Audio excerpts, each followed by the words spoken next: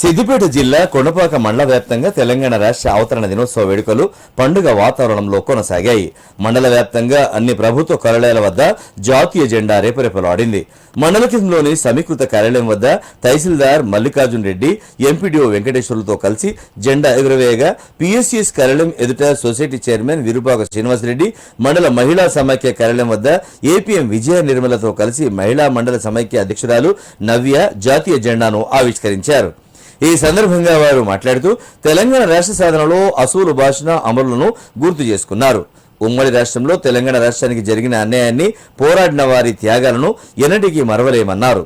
నీళ్లు, నిధులు, నియామకాలు కొరకు కొట్లాడి తెచ్చుకున్న తెలంగాణ రాష్ట్రం మన అందరి చిరకాల స్వప్నం అని గుర్తు చేశారు. ప్రతి ఒక్కరూ దేశంలోనే తెలంగాణ మొదటి స్థానంలో ఉండేలా రాష్ట్ర ఖ్యాతిని పెంచాలని పిలుపునిచ్చారు.